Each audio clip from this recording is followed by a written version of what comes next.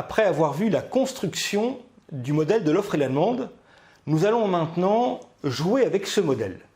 Je vous rappelle qu'on avait vu une courbe de demande qui est décroissante des prix, dans lequel nous avions raisonné pour des coûts donnés, une variable qu'on a transformée en constante, un revenu donné et le prix des biens liés qui était donné. De même que la courbe d'offre, elle est croissante des prix, mais nous avons raisonné toutes choses égales par ailleurs, avec le prix des inputs qui était donné, la réglementation qui était donnée, et le progrès technique qui était donné, qui était en constante. L'objet du tuto présent, ça va être de savoir que se passe-t-il quand ces constantes deviennent des variables. Hypothèse un peu plus réaliste, car dans la vraie vie, encore une fois, il n'y a pas de constante. Tout ce que nous avons mentalement bloqué comme étant des constantes, dans la vraie vie, il bouge en permanence. Ces constantes, elles bougent en permanence. Donc, on va essayer de voir comment le modèle réagit quand on relaxe l'hypothèse, une à une, de la constance de ces variables. Vous êtes prêts ? Eh bien, si vous êtes prêts, pas de problème. Dans moins de 15 minutes, vous pourrez jouer avec ce modèle. Il n'y a pas de prérequis à avoir. Le seul prérequis, c'est la vidéo précédente, c'est-à-dire avoir en tête la logique de construction de l'offre et la demande. C'est parti? Alors, on y va.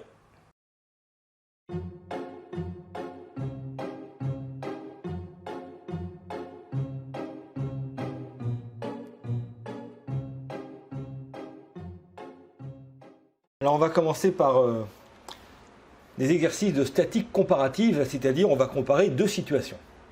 On va imaginer qu'on est sur le marché du cacao, et ça c'est ma demande mondiale de cacao, une courbe de demande qui est décroissante.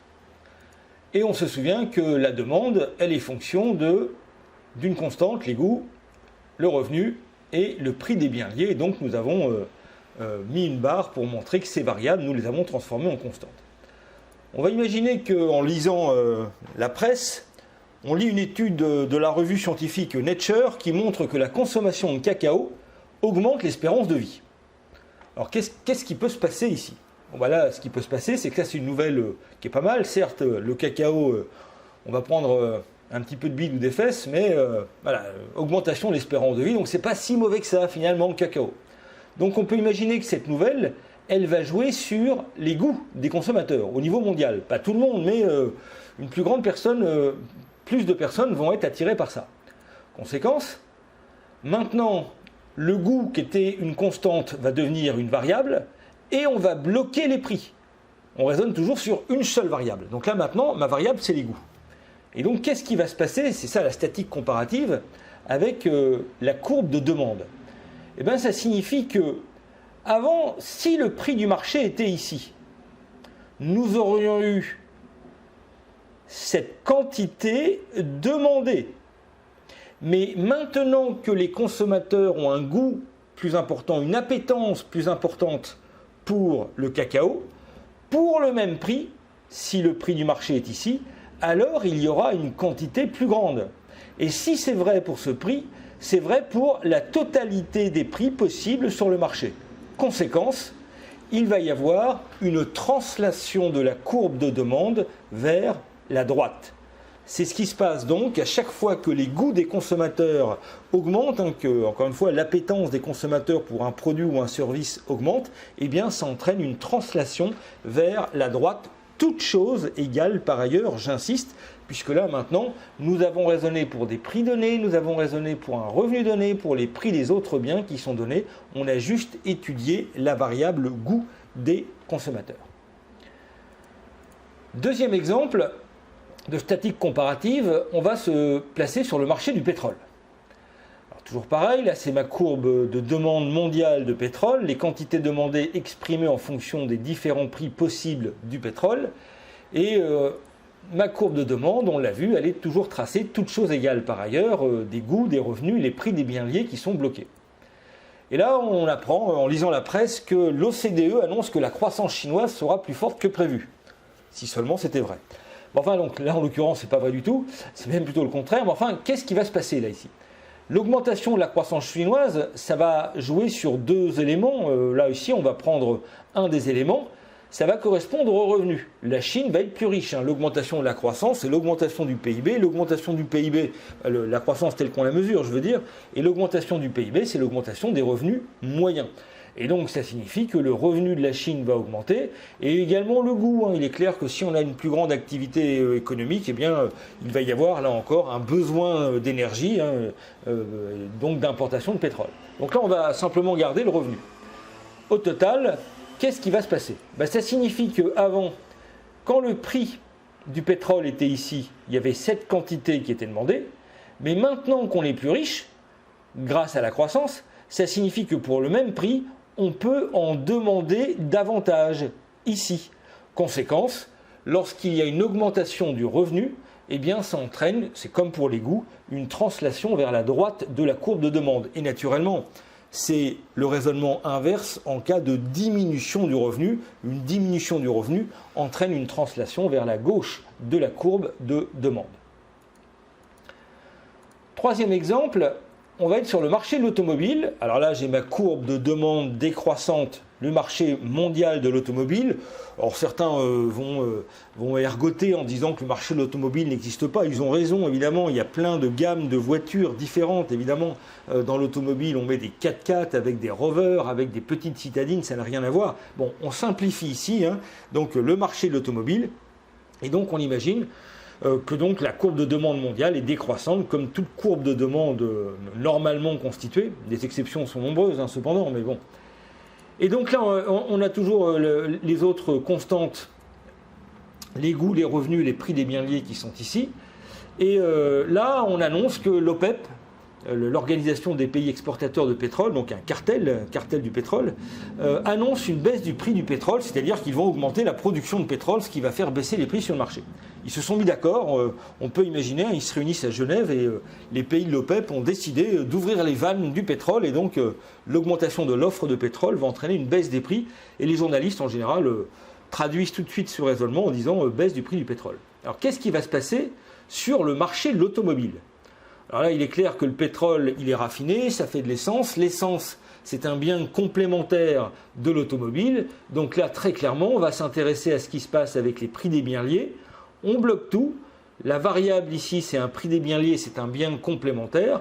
Que se passe-t-il sur le marché de l'automobile quand il y a une baisse du prix du pétrole ? Ce qui se passe, c'est que si le prix du pétrole était ici, les quantités d'automobiles seraient ici. Mais comme c'est un bien complémentaire et que le prix du pétrole va diminuer, ça veut dire que pour le même prix de l'automobile, il va y avoir une plus grande quantité demandée, tout simplement parce que les coûts de fonctionnement, les coûts d'utilisation d'une voiture seront plus faibles. Donc, au total, on peut dire donc qu'il va y avoir une translation vers la droite de la courbe de demande. Autrement dit, toute chose égale par ailleurs, ceteris paribus, la baisse du prix d'un bien complémentaire augmente la demande, c'est-à-dire augmente la demande, entraîne une translation vers la droite de la demande. Dernier exemple avec la demande, on va être sur le marché du café. J'ai ma courbe de demande mondiale du café, les quantités demandées exprimées en fonction des prix, et j'ai ma courbe de demande. On n'oublie pas qu'on a bloqué des variables, qu'on a transformées en constantes. Et là, une annonce, le prix du thé augmente. Pourquoi, comment ? Ce n'est pas le problème ici, c'est une donnée factuelle. Le prix du thé augmente. Qu'est-ce qui va se passer sur le marché du café ? Je l'avais mentionné dans une vidéo précédente, c'est un exemple que l'on vient souvent au niveau agrégé, c'est vrai. Il y a un certain degré de substituabilité entre le café et le thé, ce qui fait que c'est un prix d'un bien lié qui va être concerné ici, et là en l'occurrence ça va être un produit substituable. Donc si le prix du thé augmente, comme il y a substituabilité avec le café, eh bien certains consommateurs vont consommer moins de thé et vont consommer plus de café. Conséquence, pour un prix donné du café, il y avait cette certaine quantité qui serait demandée au niveau mondial. Comme la demande de café va être plus grande parce que le prix du thé a augmenté, eh bien il va y avoir une translation vers la droite de la courbe de demande. Toutes choses égales par ailleurs, la hausse du prix d'un bien substituable augmente la demande. Bon, donc là on vient de voir tout ce qui se passait du point de vue de la demande. Bien maintenant on va voir ce qui se passe du côté de l'offre. Donc l'offre, on l'a dit, elle est fonction du prix des inputs, l'offre est fonction du progrès technique, fonction du prix du marché et fonction de la réglementation. On a transformé le prix des inputs en constante, le progrès technique en constante, la réglementation en constante, et on prend notre variable et on exprime les quantités offertes en fonction des prix. Et on a vu dans un tuto précédent que la courbe d'offre était croissante. Donc on va faire comme pour la demande, là on va être sur le marché de l'automobile, on va faire un peu de statique comparative. On va imaginer que les ouvriers de l'industrie automobile ont obtenu une augmentation de salaire. Il y a eu un mouvement de grève, voilà, ça peut arriver, augmentation de salaire. Qu'est-ce qui doit se passer sur le marché de l'automobile, et notamment là sur, non pas le marché, mais sur l'offre d'automobile. Donc là ici, clairement, c'est le prix des inputs qui va être concerné par cette information qui vient de tomber. Donc ma variable, ça va devenir le prix des inputs, et on va tout bloquer les autres variables. Donc cette fois-ci, les prix vont être fixes, ne vont plus bouger. Le progrès technique reste fixe, la réglementation reste fixe. Et donc, qu'est-ce qui va se passer ? Ça signifie que, avant cette augmentation, pour ce prix-là, par exemple, il y avait une certaine quantité d'automobiles qui était offerte. Mais maintenant que ça coûte plus cher de fabriquer les automobiles parce que les ouvriers d'industrie automobile ont obtenu une augmentation de salaire, ça signifie que pour ce prix-là, il va y avoir une plus petite quantité offerte d'automobiles. Autrement dit, si c'est vrai pour ce prix-là, c'est vrai pour l'ensemble des prix. Par conséquent, il va y avoir une translation vers la gauche de la courbe d'offre.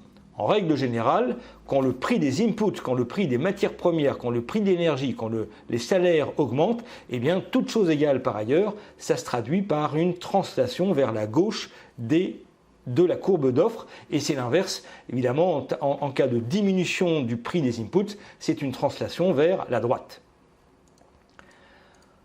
Toujours pareil, on regarde les mêmes raisonnements, on a toujours mes trois constantes, ma variable c'est le prix, d'accord, nous voilà ici, on est maintenant sur le marché des ordinateurs, la courbe d'offre mondiale des ordinateurs, elle est croissante, et un innovateur vient de mettre au point un nouveau procédé pour l'assemblage des circuits intégrés. Belle innovation s'il en est, et donc là très clairement ça va se traduire ici par les constantes que j'ai bloquées, là clairement c'est un progrès technique en l'occurrence, donc là ça va permettre d'assembler plus facilement des ordinateurs, donc c'est un nouveau procédé, c'est le progrès technique au sens très très large du terme, et donc ça signifie quoi ? Ça signifie que avant l'innovation, pour ce prix donné du marché, on pouvait avoir cette quantité offerte d'ordinateurs. Maintenant que l'on peut produire pour un prix donné des ordinateurs plus facilement, ça va se traduire par une translation vers la droite de la courbe d'offre. Et donc tout progrès technique, tout mécanisme qui facilite la production, qui augmente l'efficience productive, eh bien, va entraîner une translation vers la droite de la courbe d'offre. On continue, troisième exemple, on reprend les mêmes et on recommence. On a toujours mes constantes et ma variable, c'est le prix qu'on met ici sur l'axe des ordonnées. J'ai maintenant les quantités offertes et là on se replace sur le marché de l'automobile. Ma courbe est croissante et là le gouvernement annonce qu'il va augmenter les cotisations patronales pour financer la sécurité sociale. Donc là ici c'est une réglementation qui émane du gouvernement, une réglementation qui indirectement va jouer, toutes choses égales par ailleurs, sur le prix des inputs, puisque le super brut va augmenter, et donc le coût du travail va augmenter pour les entreprises. Donc là, on a une réglementation qui va être plutôt contraignante, dont la fonction est d'augmenter le prix des inputs. Donc ma variable ici, c'est la réglementation, donc ici, je l'ai dit, plutôt contraignante, ce qui va avoir pour conséquence, je refais les mêmes raisonnements, avant la réglementation, pour un prix de l'automobile donné, celui-ci, la courbe d'offre nous indique qu'on pouvait offrir une certaine quantité d'automobiles. Mais maintenant qu'on a une réglementation contraignante, qui en l'occurrence va augmenter le prix des inputs, eh bien ça signifie que pour le même prix, on va en produire moins. Conséquence, ça va entraîner une translation vers la gauche de la courbe d'offre. Et à l'inverse, une réglementation favorable à la production qui soit favorise la diminution des coûts de production, soit amène une sorte de flexibilité qui facilite les conditions de production, entraîne une translation vers la droite de la courbe d'offre. Bien, maintenant qu'on sait construire le modèle, la vidéo précédente, qu'on a vu comment fonctionnait le modèle, la vidéo qu'on vient de voir, il nous reste à voir maintenant des exemples précis dans la vraie vie pour voir quel est le pouvoir explicatif de ce modèle, notamment dans les variations de prix, et ensuite de vérifier si on a bien compris, eh bien ça sera l'objet des prochains tutos. Merci de votre attention, à bientôt.